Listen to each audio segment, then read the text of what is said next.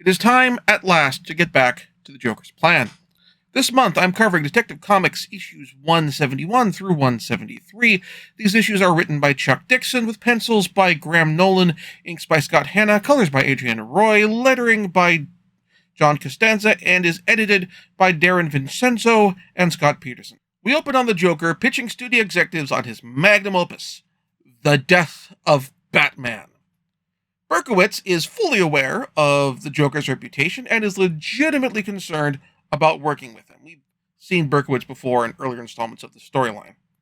The other executive, Zedmore, who's encountering the Joker for the first time, thinks this is a really good business opportunity, vetoes Berkowitz's objections, and approves pre-production to the tune of $10 million. The Joker is overjoyed and starts his plan in motion, starting with having some goons menace a woman and filming the encounter, and particularly when Batman, or rather Asbat, comes to the rescue, and the Joker and his goons comment on Asbat's new costume as he comes to the rescue.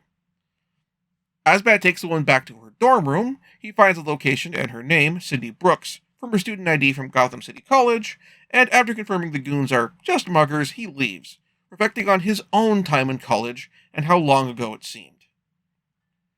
At the Joker's movie studio base of operations, his crew reviews the costume test footage, with thinly veiled parodies of Gene Siskel and Roger Ebert commenting on the Dark Angel costume.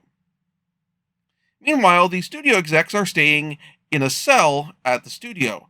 Zedmore is game for all of this, thinking that the Joker is just yet another eccentric director, while Berkowitz is legitimately freaked out because it's the freaking Joker. At increasingly dilapidated, not so stately anymore, Wayne Manor, Sean Paul's hallucinations continue, while at the studio, the Joker workshops the plot of the film before figuring something out for what he needs. That evening, Asbat patrols near city colleges. Something didn't sit right with him. And he is right. A lab explodes at the college, and as Asbat investigates, he's attacked by goons. He takes them down just in time to see Robin hurled out of a window as the issue ends. Our second issue opens with Asbat seeing Robin plummeting to his presumed death. He quickly makes the save and discovers that it is in fact Cindy Brooks, dressed up in an older Robin costume, unconscious and drugged. He makes sure an ambulance is getting her to the hospital as the Joker fumes about things not quite going according to script. Asbat internally monologues about underestimating the Joker. He returns to the Batcave and reviews the Joker's file, noting in the process that Robin tapped the computers before going to bed. The next day, GCPD, the papers, and Gotham's underworld have received the one-sheet movie posters for the Joker's movie, mentioning the studio, where Joker is holed up, and the theater where the premiere will be. Gordon sends up the bat signal, but Asbat doesn't show. Instead, Jean-Paul, actually bothering to borrow a page from Bruce's playbook for once, but in disguise, goes and checks on Cindy, and discovers he's been checked out to the care of a Alan Smithy.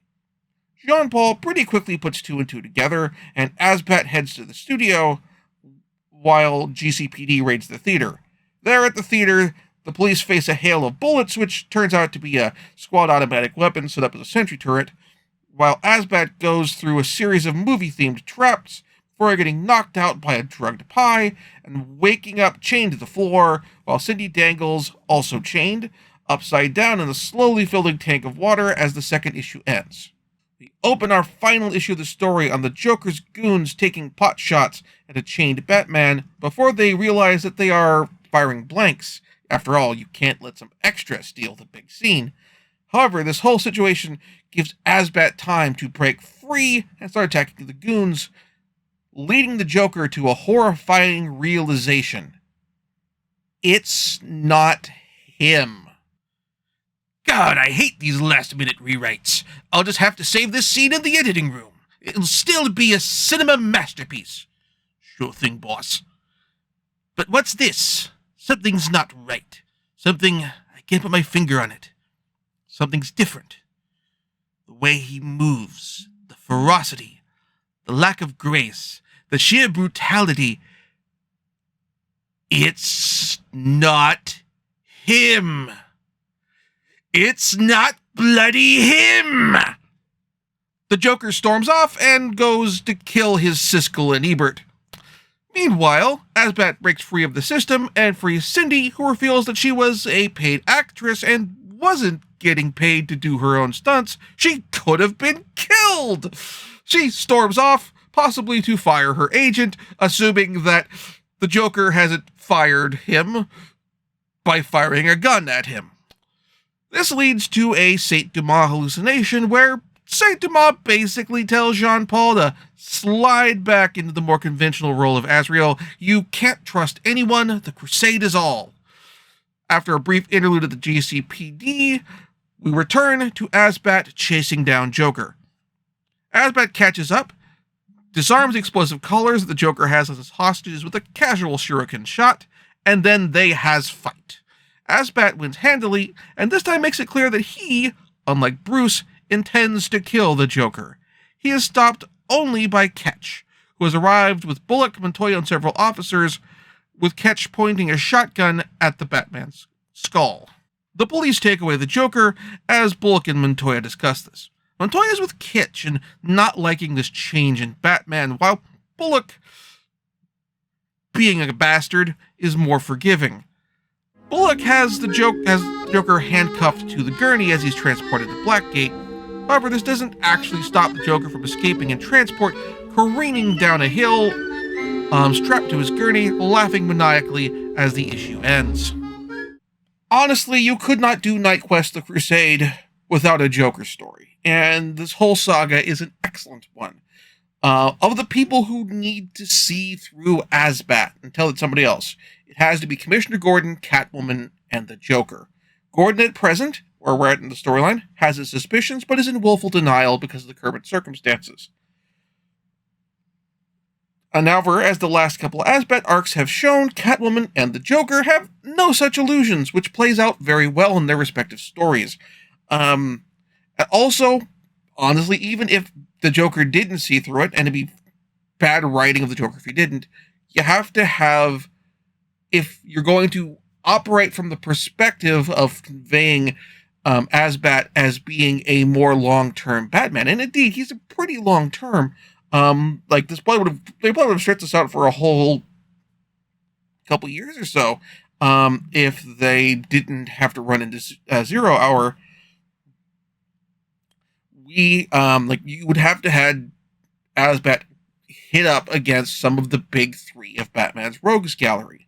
We've gotten Scarecrow very early on. We've now had Catwoman, and now we have the Joker. Like, the only other people who I'd think at this point in Batman's continuity who would be a bigger deal, would be either, well, frankly, Two-Face, which would actually be diminished somewhat because of its Asbat. Probably the Two-Face stories have such resonance is because of the history that Batman, as Bruce Wayne, and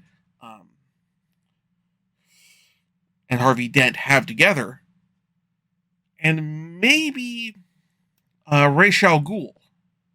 And certainly with Denny O'Neil as an overall editor, there could have an interesting story there, but also, like, getting Ra's al Ghul involved would be the, like, not to get too much spoilers, but Lazarus Pits have no involvement in this storyline whatsoever.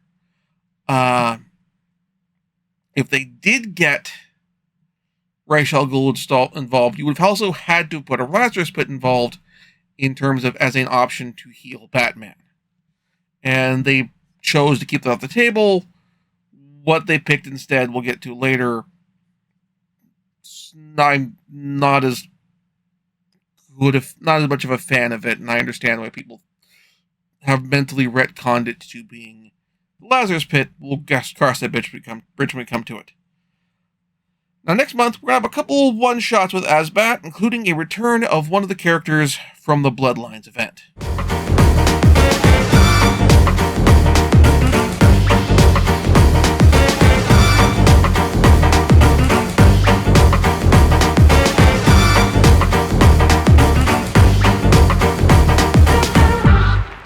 Thank you very much for watching. If you enjoyed the show, please like and subscribe. And also consider backing my Patreon. Patreon backers get episodes up to 1 week early of this show and any future Let's Plays. Also, please consider backing my Ko-fi. Cost me a few bucks, also helps support the show, and it's not a monthly obligation or anything like that.